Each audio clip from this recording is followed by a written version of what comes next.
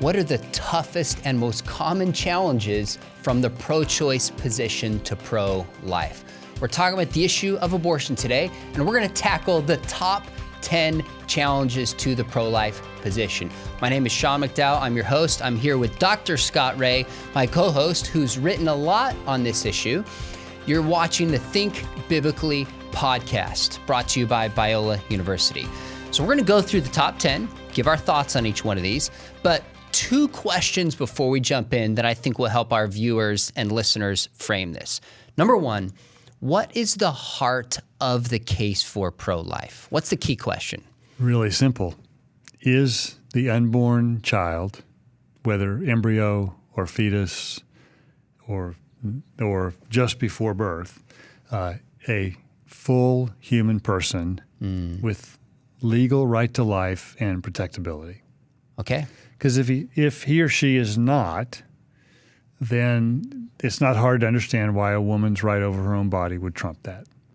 But if the unborn, whether inside or outside the womb, is a full image of God-bearing, rights-bearing person, a separate entity from the mother, that's the key. If that's if that's the kind of thing it is, then it's a slam dunk case in the other direction.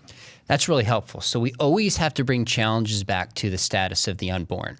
Here's a simple way I'll make the case for life. Humans get human rights. The right to life is a human right. The unborn is human. Therefore, the unborn has the right to life. Now, right away, people say, wait a minute, Scott, you use the term person. I use the term human. Is being human sufficient, or do we have to argue that the unborn is not only human, but it's also a person to have the right to life? Well, being human is sufficient. Okay.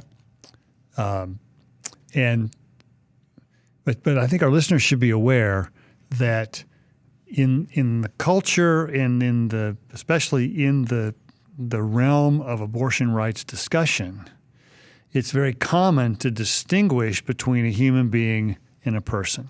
Okay. And that persons have to have other qualities besides the genetic connection that makes them a human being.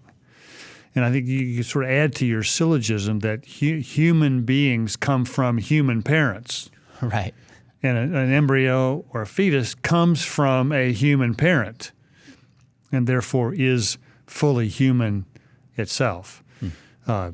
Now, I would urge our listeners to think about this. Anytime you hear someone making a distinction between a human being and a person, we would say that's a red flag, that there's something not quite right with that view that needs further questioning. Okay. So I would ask them, so on what's the difference between a human being and a person? Chances are they will get to this in more detail. They will talk about some of the characteristics that characterize most human beings, like rationality, capacity for relationships, self-consciousness, things like that. Okay. So anyway, we'll get to more of that. That is one of the objections that's made on down the line. So bottom line is, you can be a person that's not a human. Angels are arguably persons. Correct. God is one being, three persons. But if you are a human, you are necessarily a person. That's the distinction that you're making. So pro-choice critics will try to separate them.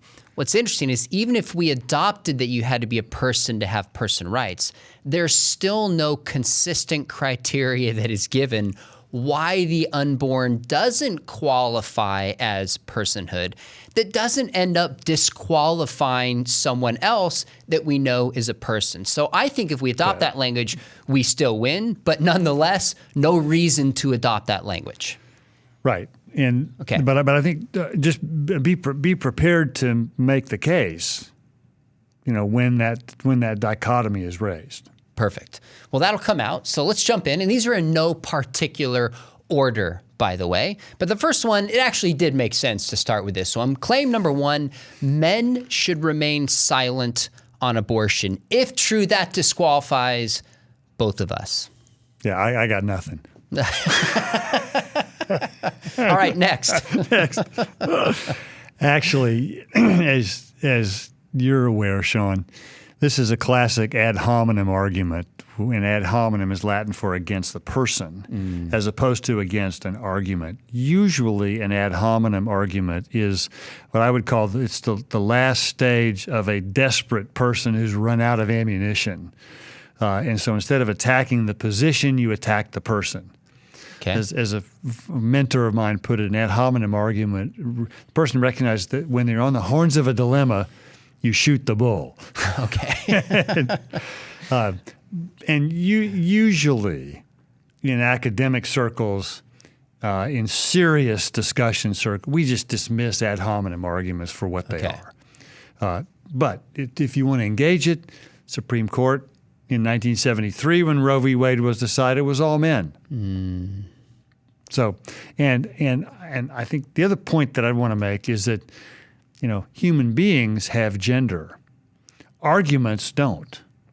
Arguments are independent of your gender. I mean, a woman could make these same arguments, and there are lots of pro-life women who make the same points that we do. And the fact that we are male is just, I think, a way to evade the real issue at hand. I think it's interesting that somebody who would make the pro-choice argument that men should be silent on abortion are going to want men to speak up on other issues that affect women. The whole Me Too movement was sexual abuse almost entirely, if not primarily, of women at the hands of men. So were men expected to speak up? Yes, and they should. So we're going to find an inconsistency when they want a pro-choice argument to be made, then men should stay out of it. But when it comes to other issues that affect women, obviously men should speak in. With that said, I think we need to recognize too that the abortion decision often affects men too. It does. When I was a doctoral student, we had one of our colleagues committed the unpardonable sin of falling in love with a student in a class he was TAing for, an undergrad student.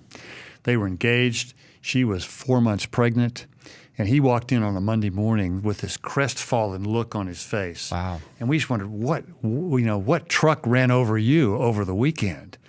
And he said, I'll never forget this. He looked us right in the eye and said, "You pro-life guys are right."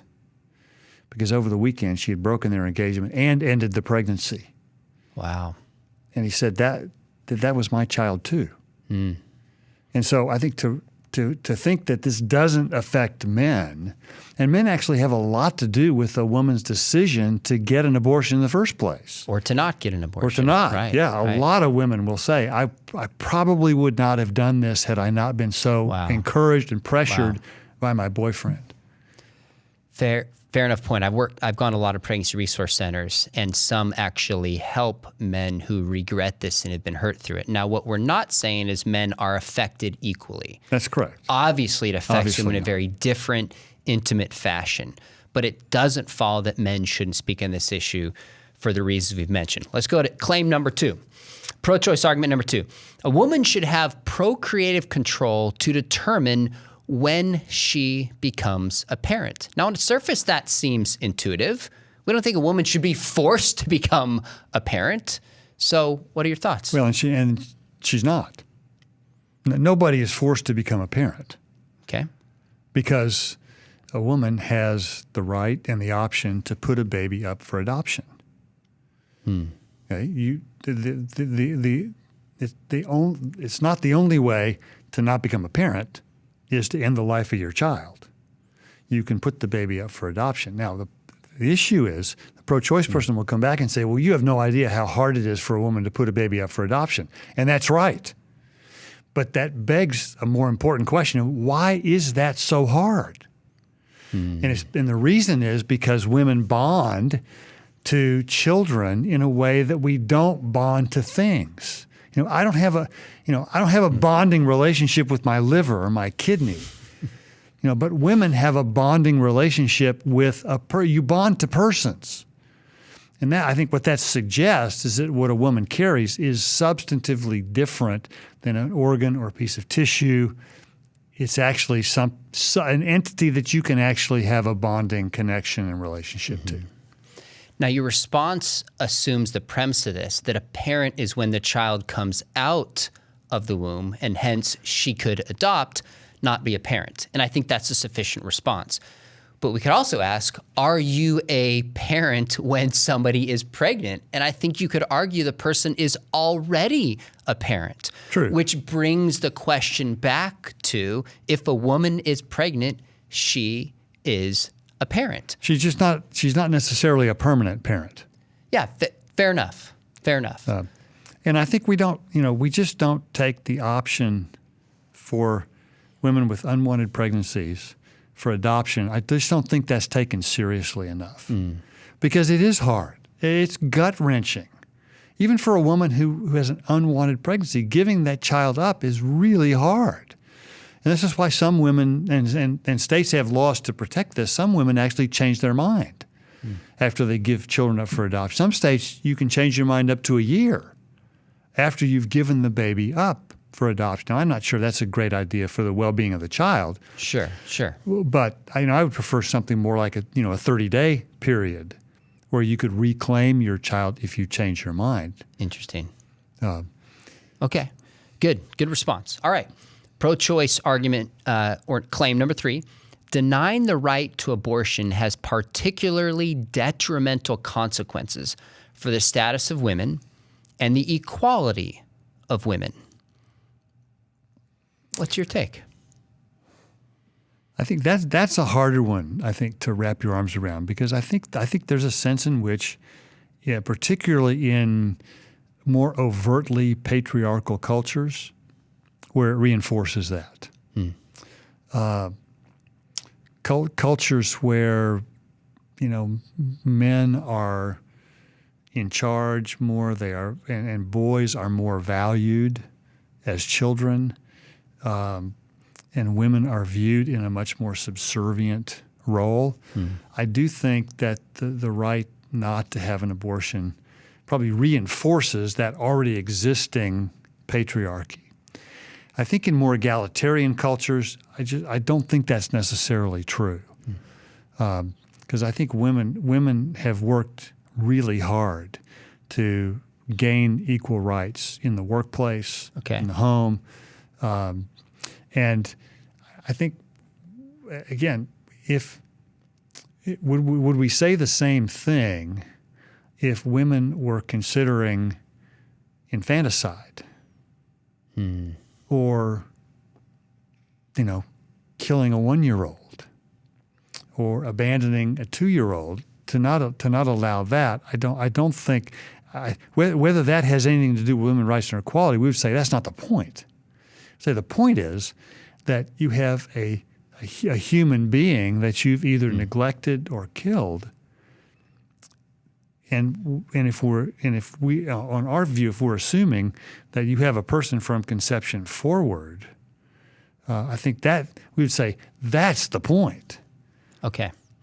Now that brings it back to the question, what is the unborn that we framed this with?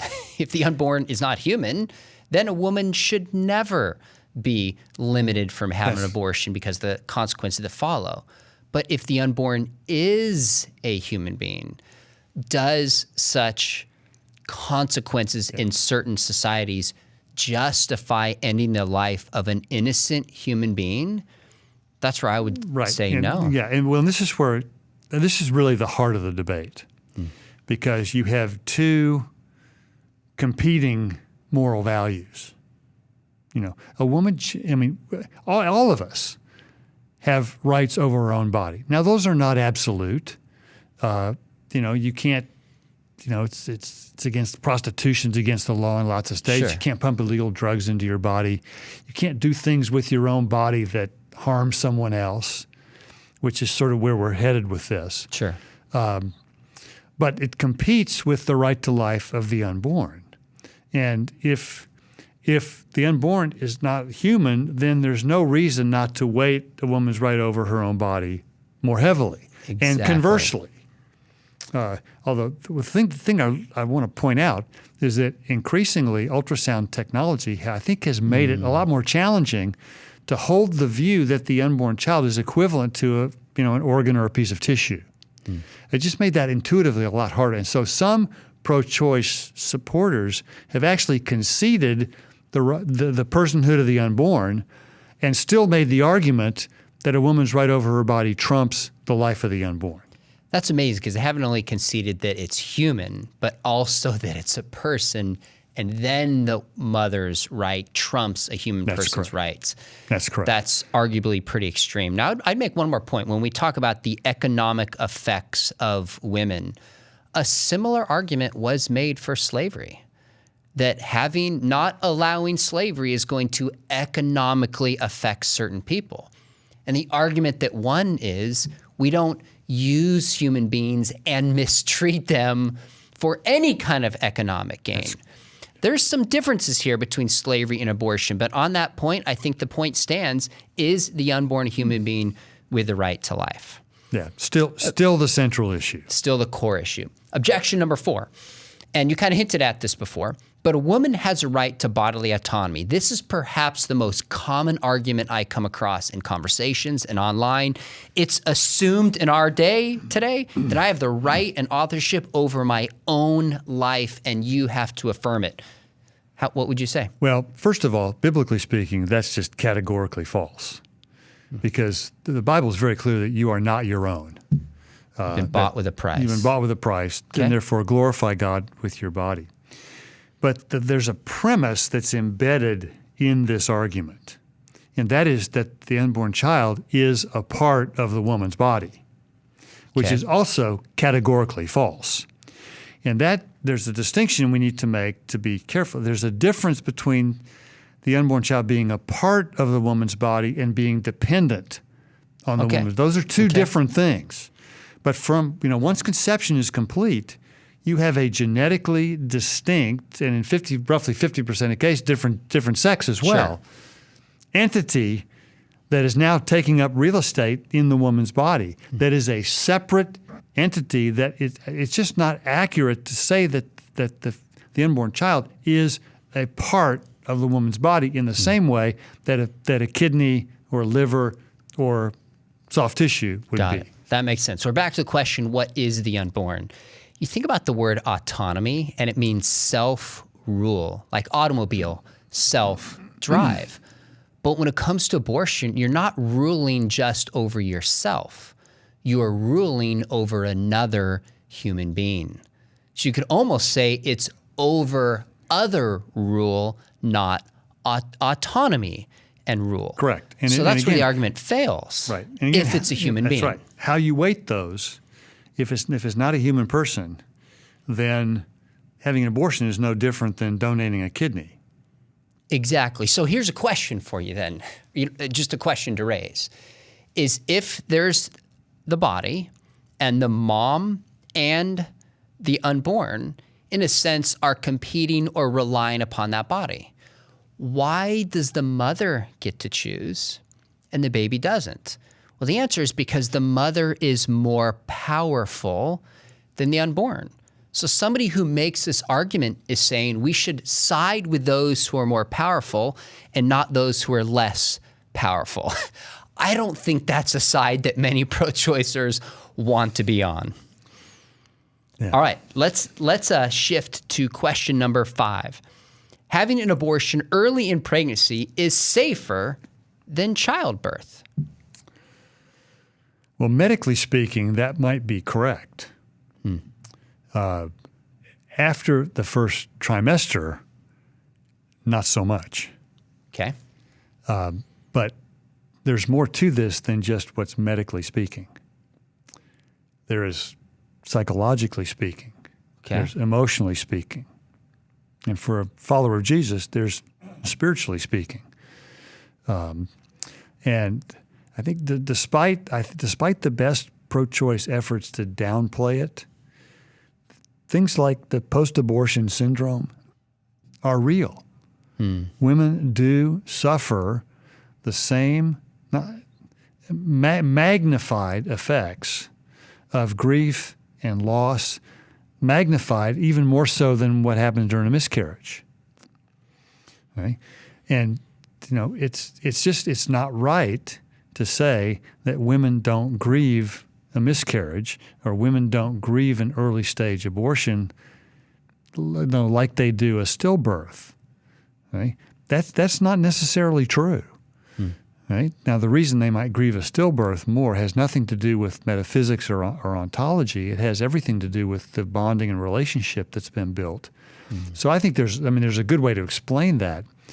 But to say that, the abortion decision is something that is this morally neutral thing, I think is just clearly false.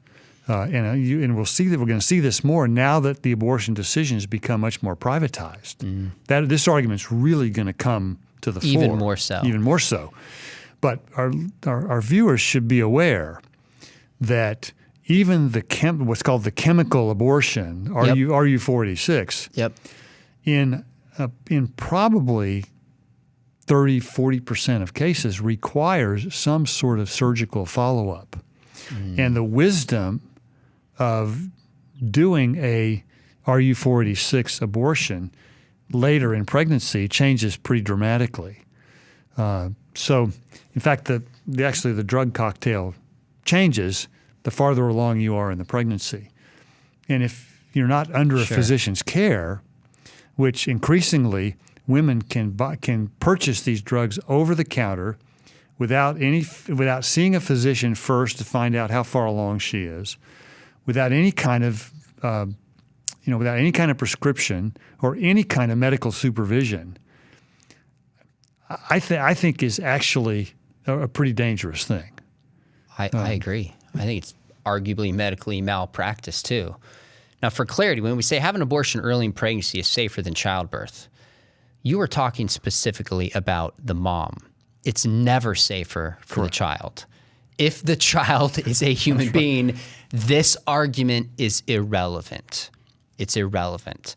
So we have to keep that in mind. Our argument is not that abortion is wrong because it harms women. If they could come up with some procedure to have abortion done hypothetically and women had no psychological or physical after effects, you and I would still say this is taking the life of an innocent human being. So that's not the heart of our argument. But with that said, there are significant harms that are often doctored over and covered up that women need to know about This is a classic question-begging argument. That it assumes the conclusion and reasons in a circle and gets to the point it's trying to prove. Good. All right. Claim number 6, halfway there. This one's a little bit more sophisticated. We could spend an entire show on this, and maybe we will someday. But it's kind of what's called the embryo rescue case. And let me frame it this way for our viewers and listeners. You are on the ward of a hospital that is quickly burning down. In the ward, with you are 5 frozen human embryos stored for implantation in fertility treatment and 1 fully formed human baby. You have time to grab and rescue either the 5 embryos or the 1 baby, but not both. What should you do?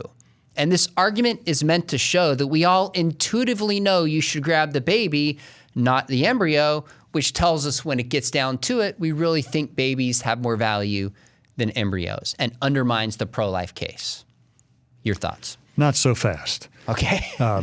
Let's change the characters a bit, and let's say that my choice is between rescuing 5 embryos or a convicted serial rapist.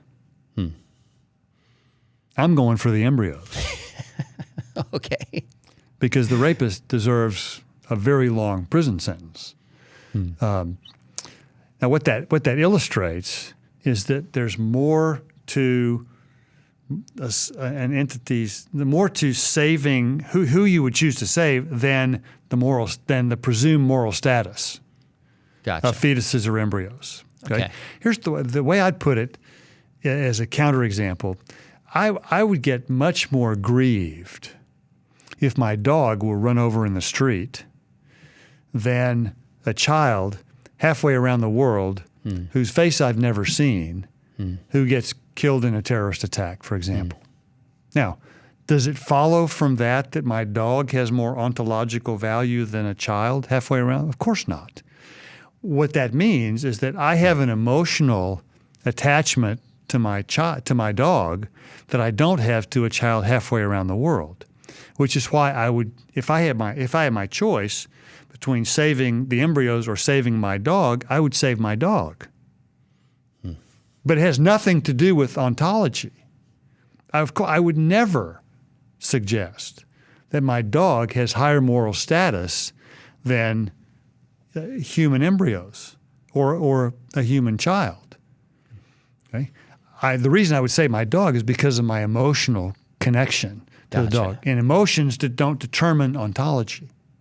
Emotions don't determine what kind of a thing these embryos actually are. So in many ways, this experiment shows our emotional commitments and attachments more than value itself. Correct. Is the heart of it.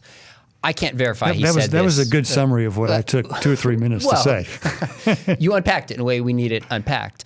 I can't verify he said this, but it's attributed to him, and the point still stands, to Stalin saying, the death of somebody you know is a tragedy. The death of 1 million people is a statistic.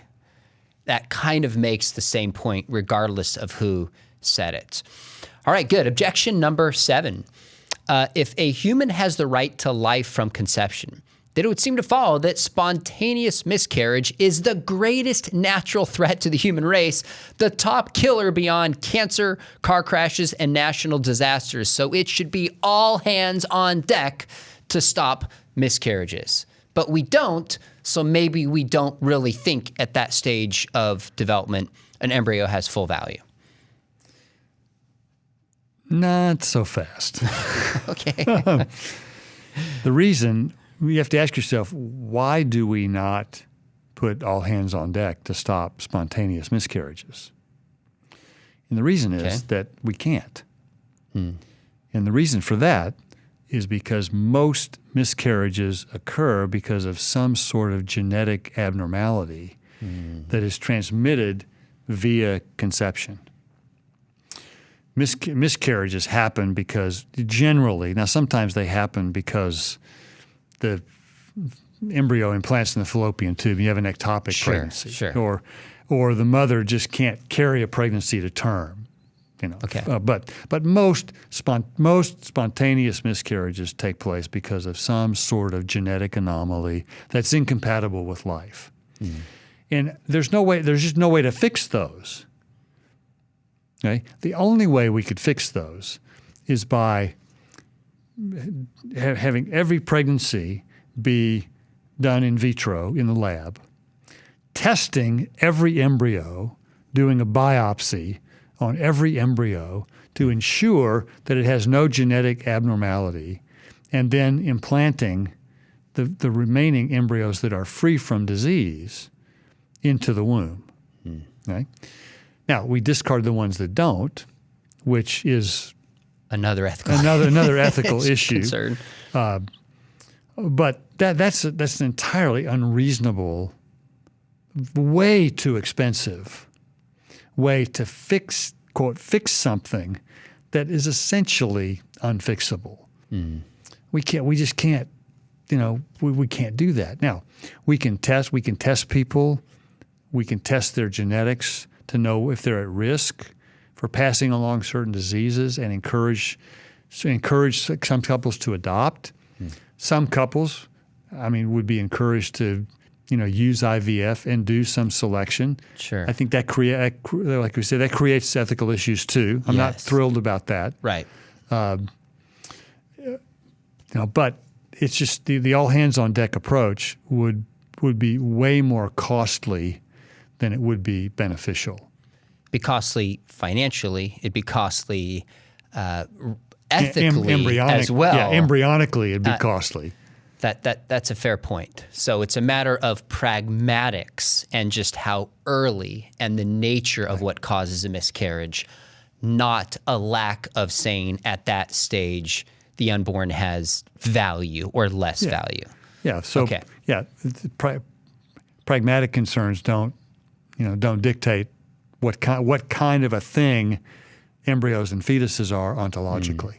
Good. Okay, good. Helpful response. All right, we got 3 more. Claim number 8, again, pro-choice argument number 8, is that pro-lifers criticize pro-choicers for not offering a logically sound moment when the unborn has a right to life.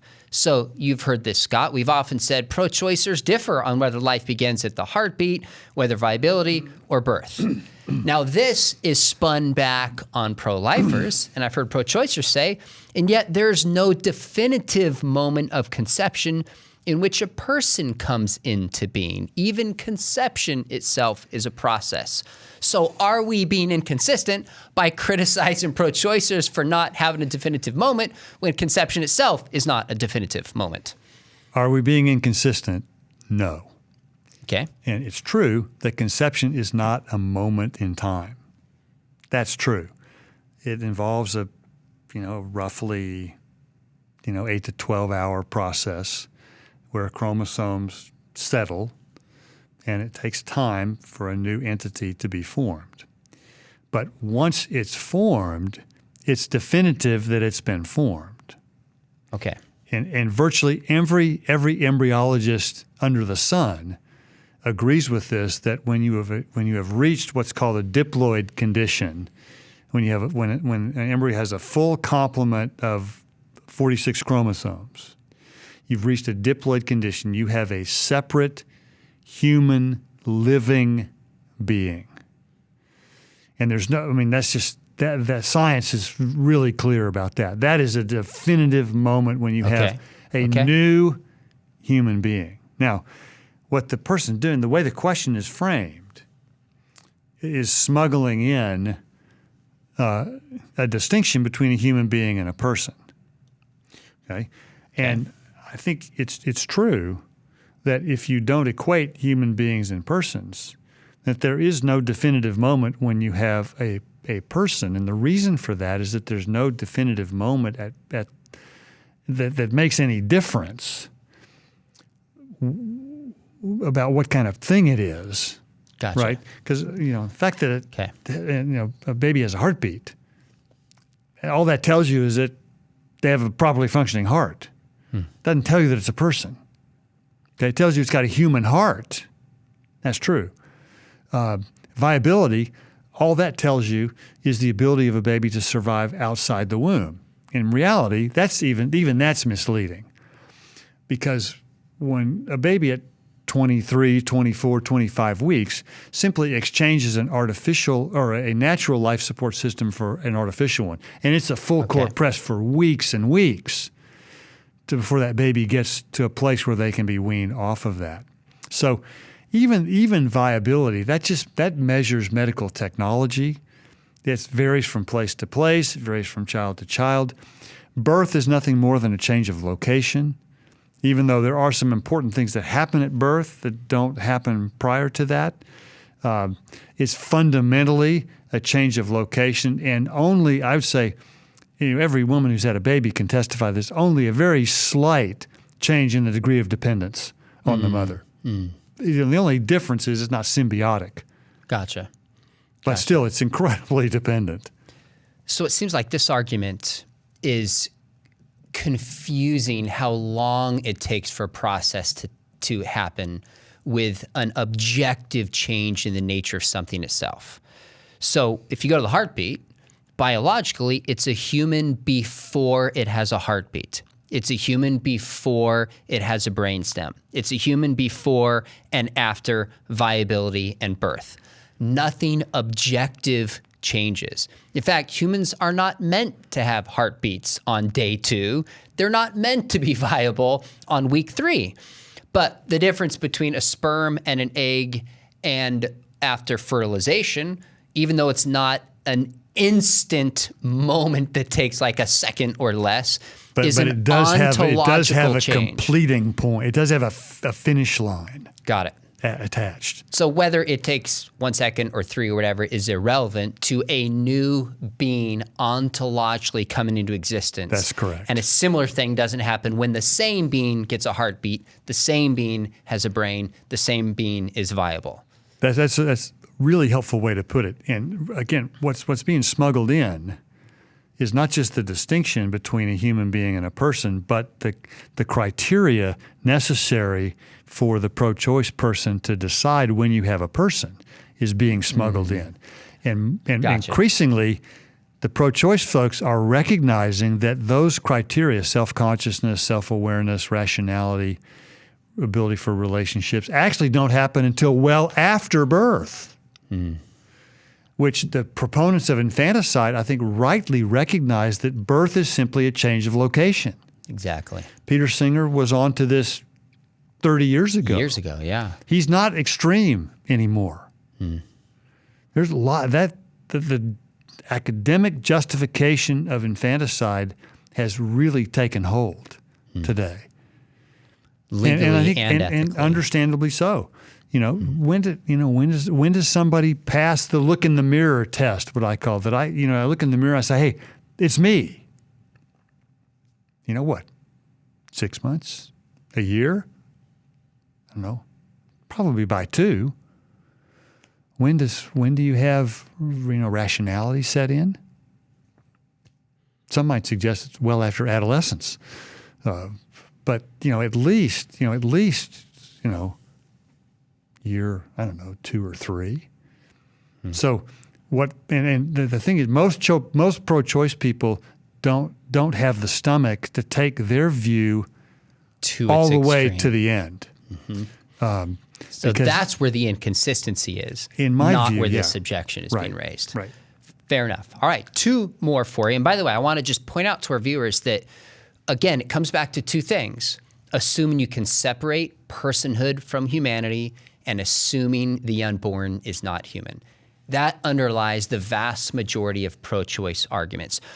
Claim number 9 would be this: that if abortion rights are rescinded, women will have to get back alley abortions, which is dangerous to them. Now, this is not more of an academic argument. It's more of a popular level one that we'll see maybe somebody tweet or say in conversation. Well, this is a question-begging argument as well, because it assumes that abortion is something that should be safe and legal. Okay. Which, if it's the right to end the life of your offspring is really the issue, and the fact that it's argued here that it's unsafe presumes already that it's the right thing to do. Okay, so I think that's where a lot of this is headed. Now, what we have to determine is, prior to 1973, what was the status of illegal abortion in the U.S.? I can't speak to other countries. Sure, Europe may have been different, but in the U.S., before 1973, roughly 90% of all abortions that took place in licensed facilities with licensed physicians, not in back alleys. Sometimes they did, that's true. And sometimes they were harmful to women. And sometimes women did this themselves in ways that were very harmful to them. That's so to say that never happened is not true. Fair enough. It did. Whether it was the normal experience of women prior to Roe v. Wade, that I think is the debatable discussion, and I just don't think that's the case.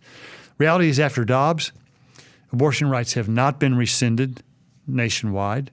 Abortion is still available in roughly half of our states. There are others where it's not, and some states have put up pretty significant restrictions.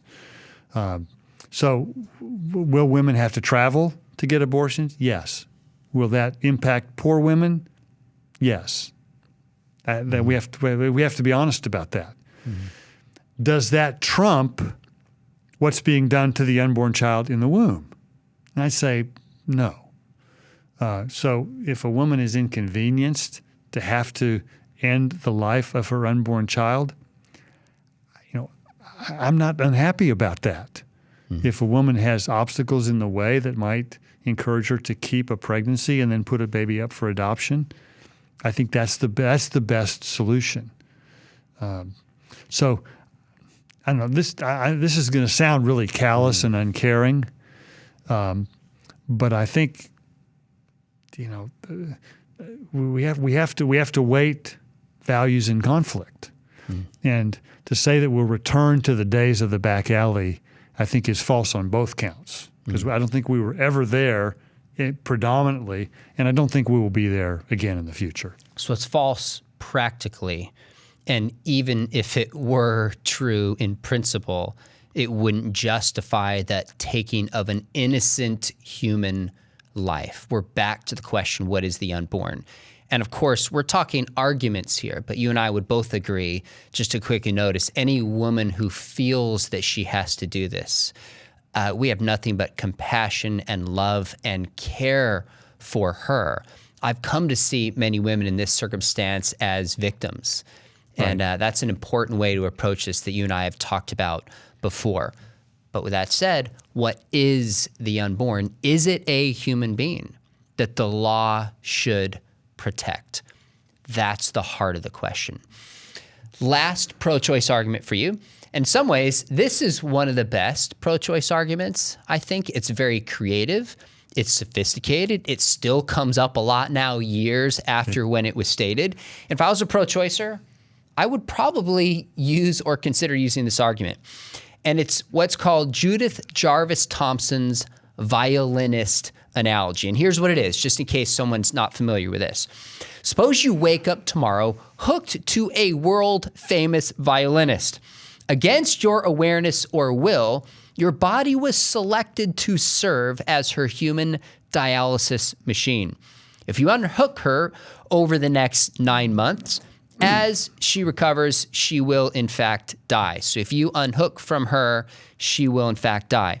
Thompson argues that you would have the right to unhook yourself in this instance because you shouldn't be forcefully attached to an outside entity, which would also apply to pregnant women. So the idea is, if you find this appalling that your body is taken over and for 9 months you have to support this world-famous violinist, and the part behind it is we're thinking nobody wants especially a world-famous violinist to die. That's a part of the emotional pull of this. Then you should be in favor of a woman also being able to unhook herself from the unborn. Go. Not so fast.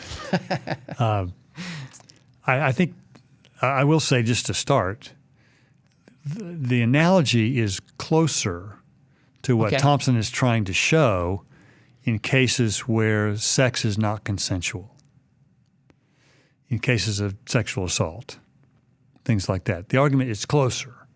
I don't think it's entirely accurate. And there are two main discontinuities with this. For one, the child you are carrying is not analogous to a stranger that you've just been, dealing with anonymously. But second, pregnancy is not analogous to imprisonment. In fact, you will find, for I don't know, well, I'll just take my own wife in her experience. She felt pretty lousy for the first 3 months. Months 4, 5, and 6, in her words, she's never felt better. And then months 7, 8, and 9, we were kind of ready to get this over with and be done and deliver and be done. But to say that, she was imprisoned by the pregnancy just simply is not accurate. She had a job. She did all the stuff she normally does around the house. She carried on her life virtually normally, except the first couple months were challenging. So I think to frame it like this, I think sort of sets it up with an intrinsic bias. Now, what Thompson's done here, I think, is an interesting move. She has conceded that the unborn child's a person, and right. Which I don't actually think she believed. This was first formulated in 1975. And I think she was conceding this for the sake of argument. Okay, increasingly today, it's being conceded because they really mean actually believe it, and because they don't believe that they can support the case that the unborn child is nothing more than a mass of tissue, or an embryo is nothing more than a bag of marbles. So the question then becomes, at what point do you have an obligation to care? So if you are kidnapped against your will by a stranger, the fact that the stranger is a person and going to die is not relevant to your obligation. Obviously, you don't have that Good Samaritan obligation. But your offspring is completely different than a stranger. Your offspring is someone that you created, through sex that you knew had the possibility of doing this, honestly, unless you have not had Human Biology 101. Okay. And you are not imprisoned, forever, because you do have the right to give the baby up for adoption. So you are not imprisoned, for the next 18 to 20 years by being a parent. Ironically, dads, however, can be. They have no say in that decision, but once they father a child, they're on the hook for the next 18 years, which I think is an inconsistency in how the law treats this. That is inconsistent. Now, of course, the answer to that is that, moms and dads should both be on the hook for the children they create. There you go. Nobody should get a pass like that. This is not in praise of deadbeat dads. Right. But I think those are two really significant discontinuities that, in my view, the analogy fails. You've thought about this too and answered this before. How do you respond to that? Well, I think back to your first point, to consider pregnancy like imprisonment, in many ways is really an insult to women who are made for childbirth. Their bodies are. Now, obviously, your wife was sick some. My wife, we had 3 kids. I'm not saying it necessarily feels good. I'm sure there's sometimes a woman feels like they're imprisoned. I'm not downplaying that. This is one where maybe two guys shouldn't be describing this. There you go. But what our wives have told us and we have seen, obviously, it can be a very painful, exhausting process. But a woman's body is made for this. And it's beautiful and it's good. And what a mystery that a human being can be inside another human being for 9 months. We've lost the mystery and the beauty of this. And I think illustrations like this dehumanize such a good, beautiful process. Now, the one way, I'm going to add a bonus on here because I think everyone's thinking, wait a minute, you just went through 10 objections and you missed the obvious one that always comes up.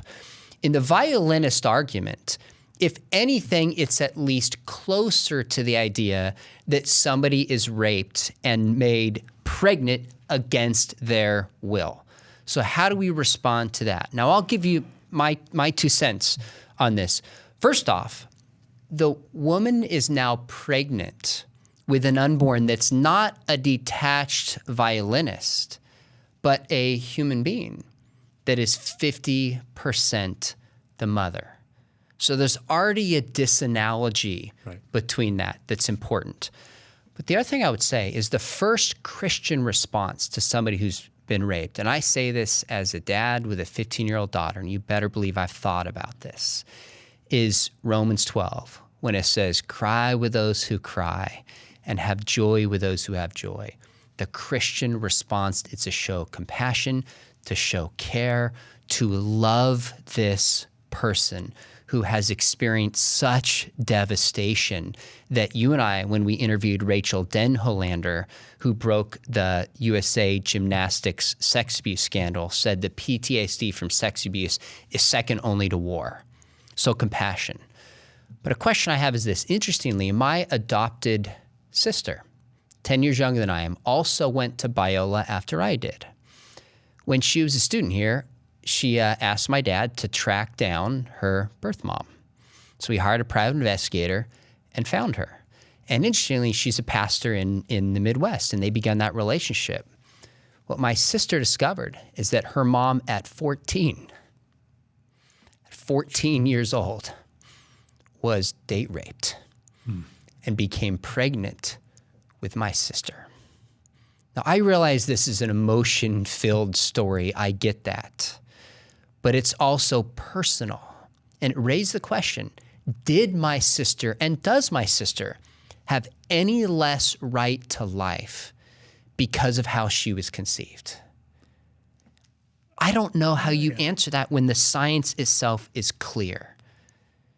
That's how I look at this. The unborn is still a valuable human being who is present. The question is, given devastating circumstances and a human being who is now in the world, what is the morally right thing to do?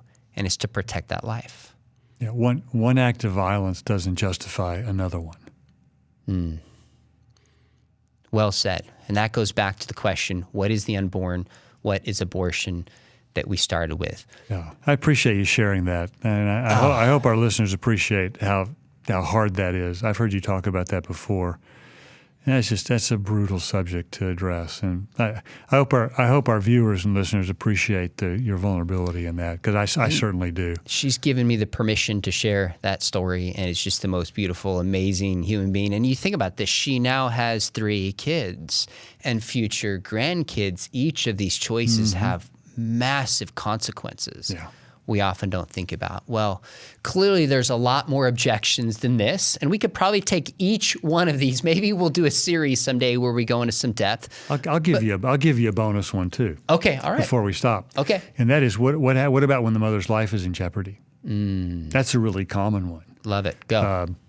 And usually, in almost every case, I think it is if it's absolutely necessary to end the pregnancy in order to save the mother's life, like in an ectopic pregnancy, for example. Okay. That's where the embryo implants in the fallopian tube and not in the uterus. It's fatal to the mother. And in most cases, the reason for choosing the mother is because if you lose the mother, you're going to lose the baby also. And keeping the mother is the best opportunity to save the baby. Now, in some cases, you simply can't do both. Those are very rare. Yep. And we are getting much better at dealing with these high-risk pregnancies. I've heard some OBs say that there's never a time where you have to do that. Okay. Ectopic pregnancies, I think, are an exception to that because it's imminently fatal to the mother, and the embryo will certainly miscarry one way or another. Fair enough. So you taught me back in ethics class when I was a master's student in philosophy that at the heart of ethics is the motivation behind an act.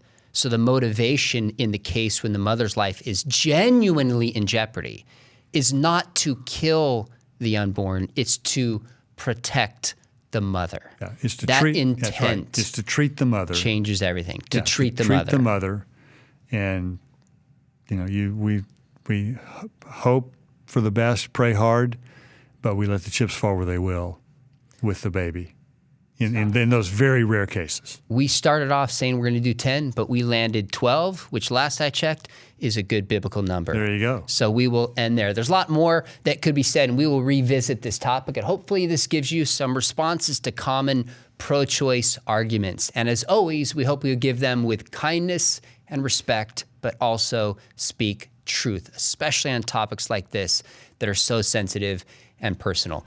This has been brought to you by the Think Biblically podcast. Make sure you go subscribe, but also, as you can tell, we're doing some by video. So if you watch this on Biola University's YouTube channel, make sure you hit subscribe, or on my YouTube channel, make sure you hit subscribe.